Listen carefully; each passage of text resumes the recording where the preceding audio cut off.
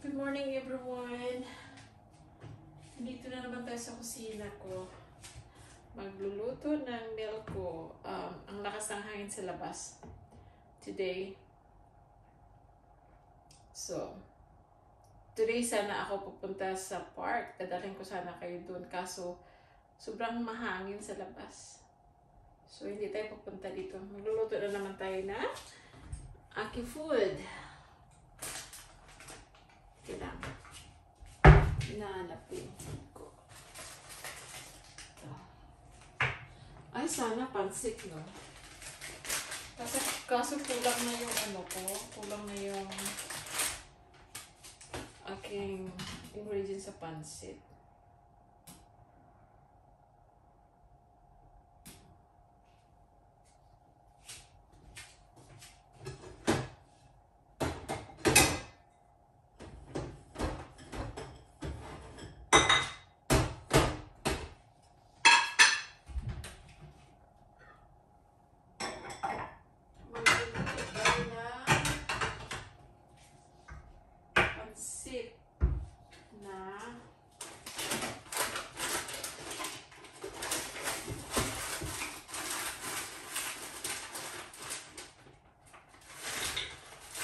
Na may ano, tawag nun? Mussels. It's already cooked. It's a frozen type of mussels. So, onion. Ano ko lang to guys tawag nito. Sarili ko lang tong recipe. You know, experiment. Palagi naman akong gano'n. Ay experiment sa sarili kong ano.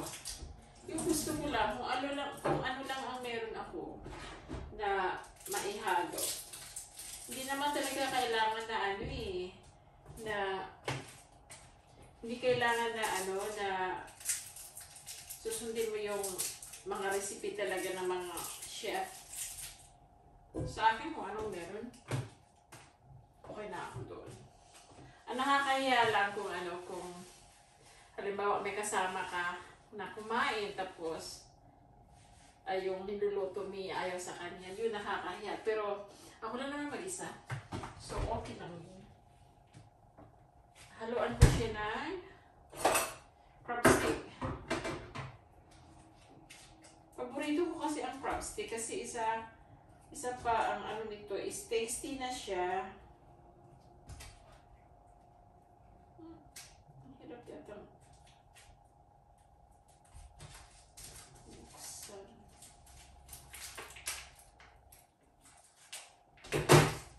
Hinahaluan ko siya ng crab stick.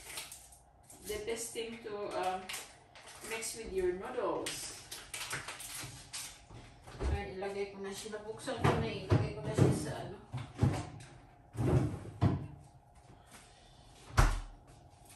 sa freezer.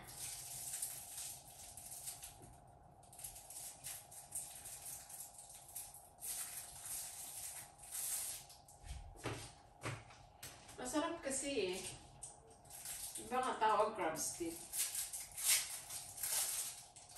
Hindi naman siguro to pure na crab stick. Imposible. Pero at least may flavor siya.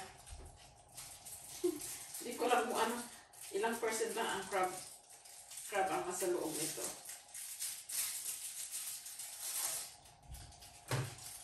So,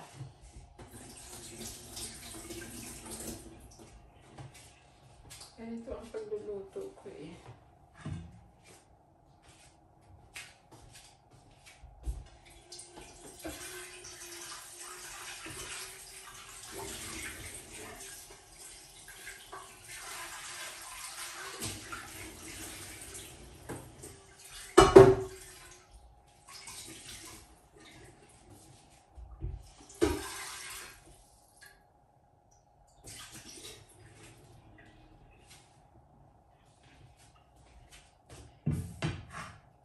tayo in my way. Ang niluto ko is ganito. Paborito ko to kita nyo.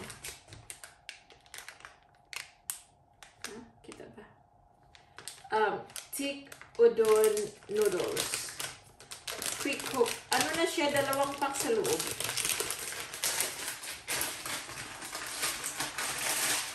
Ganito, 2 na siyang pack. Kung small eater ka lang, pwede na to. Pero ako ay gutom. Ubusin ko itong 2.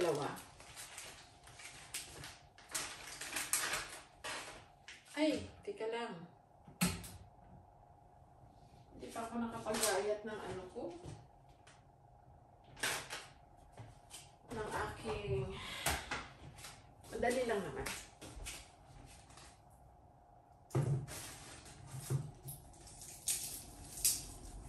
Alam mo, hindi ako mahilig maglagay ng garlic pag noodles. Pero talagyan ko to ng kunti kasi para at least ano yung amoy. Amoy lang naman ang gusto ko dun eh. Amoy ng garlic. Ayun, ayaw kumakain ng garlic.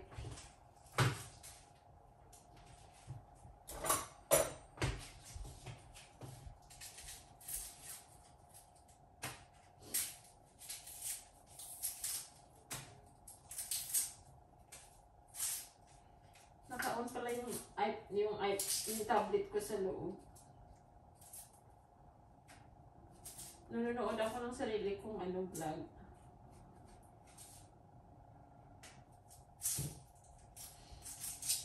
Alam mo, hindi ko pa naayos yung ko eh. Yung intro ko ng, well, sabagay, bago pa nga lang ako. Yung intro ng ko, ng, yung channel ko. Kasi di ba yung iba, siya,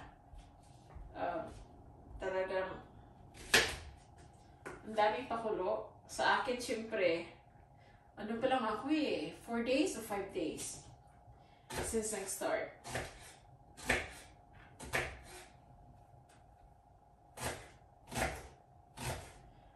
Pag ako nagluto ng noodles, ang ginagawa ko is, hinihiwa ko ng maliliit yung yung onion. Kasi, hindi ko rin kainin yung onion eh. Kahit kahit luto or kahit luto or fresh. Lalo na pag fresh, hindi ko talaga kainin ang onion. Yung amoy niya. Pero pag noodles, kailangan talagang lagyan ng onion eh. Kasi yung taste ng yung taste ng onion is medyo manamis-tamis. Masarap talaga. Well, pang spicy nga siya sa Tapos yung kunting ko. Yung garlic ko is for lang, for pang-amoy lang. Kasi paborito ko talaga ang amoy ng garlic. Yung garlic bread, gusto ko yun. Kasi yung garlic noon, pinong-pino na siya, diba? Napaka-fine na niya. Ay okay lang yun sa akin. Tapos, dinadaig siya ng butter. Pero ito, kasi pag luto na siya, madali mo siyang ma-recognize kasi nga, pag hindi mo siya ginayat, tawag nito, buo siya. So, matanggal mo siya ulit. Matanggal mo siya bago sa plato mo. Matanggal mo siya agad bago pa masubo mo. So, ito, isa pa. Tomato.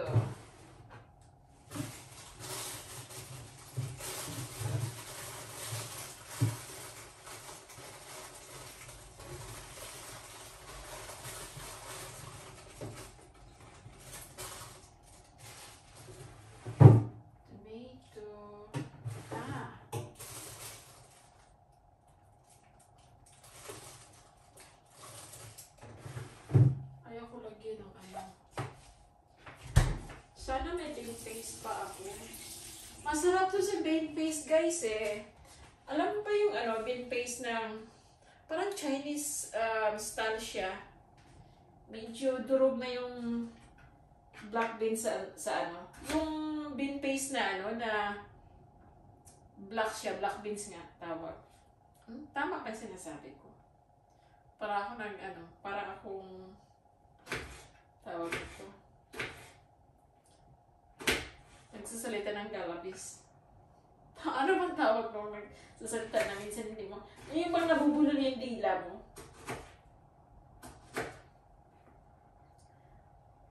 Tapos yung paghiwa ko ng kamatis,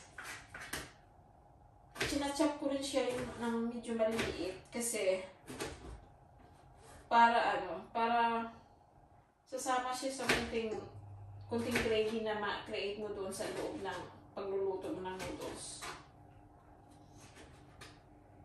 Ano lang naman sa akin to? Alam ko maraming mga expert dyan na sasarap magluto. Pero yung sa akin is, for myself lang.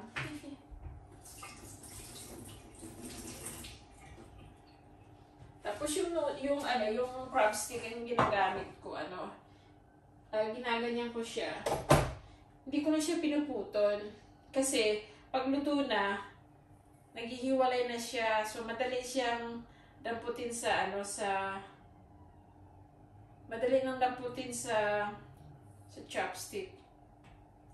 Pag kumakain kasi ako dito, ng noodles, mas gusto kong, narinig nyo guys, either ambulance or tawag nito. Either ambulance or police. Anyway, ito, lumamig na naman yung ko. Mahilig talaga ako sa guys, sa tawag nito.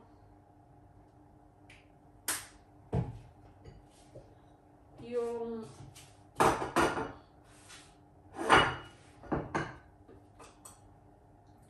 water with honey.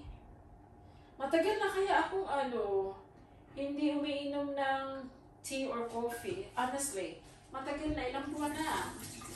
Bago mag-December yata, hindi na ako November hindi na ako nag-tea.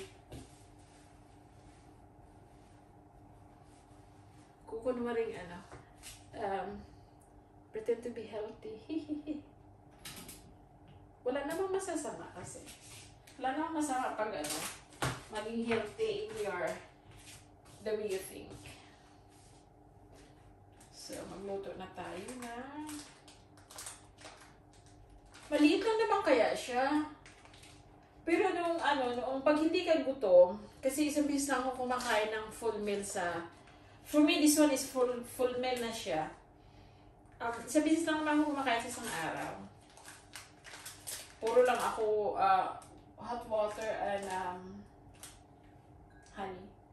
So, pag kumakain ako, kunwari isang pieces lang pero maramihan.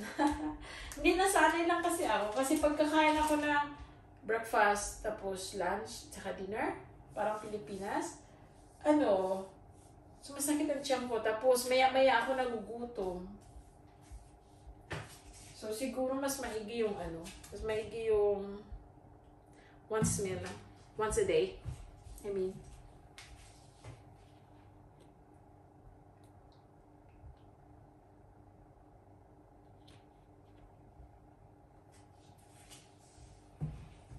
Okay. Dito tayo.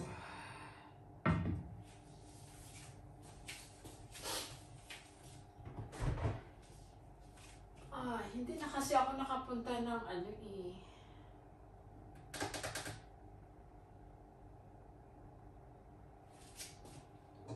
kung lagyan ko na lang kayo ng konting tom yum. Ito na lang. Kasi hindi ko nirin, ito dapat yung parang pang soup na tom yum soup. Kaso, hindi ako marunong. Well, mahilig ako, pero hindi ako marunong magluto noon yung tom yum soup. So, ito na lang. Gamitin ko sa noodles ko. So, okay. Garlic. Pagpaamoy lang.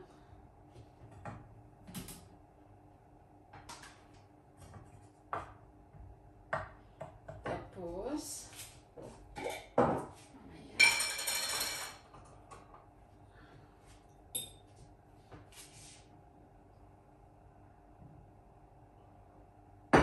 Masarap.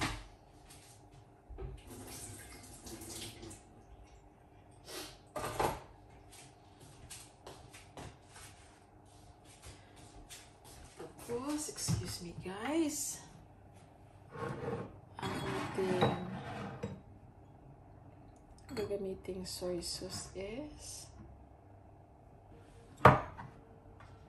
alam nyo guys, ito yung teriyaki, pang ano to diba? Pang marinade. Teriyaki marinade ko man. Pero ang sa ginagamit ko, dapat ibababad to, no? Sa ano, sa chicken or whatever yung anong timpla mo. Pero kasi ang tamis niya, medyo ang sarap ng timpla niya.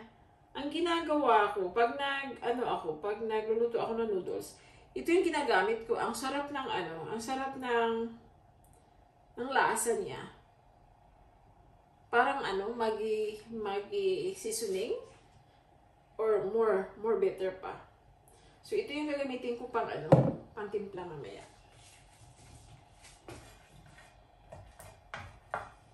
Tagal ng Yung iba magluluto, dire-diretso lang ilalagay nila yung yung mga ingredients in one time. Ako hindi. Kasi, for me, ayaw ko kasing durugin yung garlic ko. Ngayon, ang purpose lang sa garlic ko, kaya ko siya ginagamit is yung amoy. So, ibig sabihin, kailangan ko siyang i-brown ng konti. Tapos, saka ko ilagay yung, you see, maamoy na siya.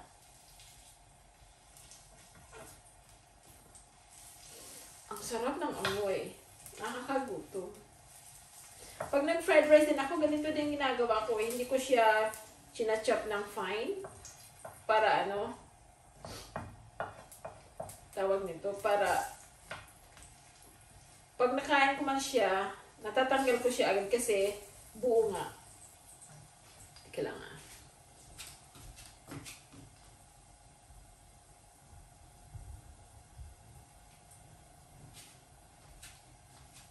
Hi guys, putulin ko muna tong video na to kasi 17 minutes na. Tapos, continuous natin may part 2 ha. Thank you for watching and please likes if you like my videos. Share and subscribe naman oh. Thank you so much. Bye-bye!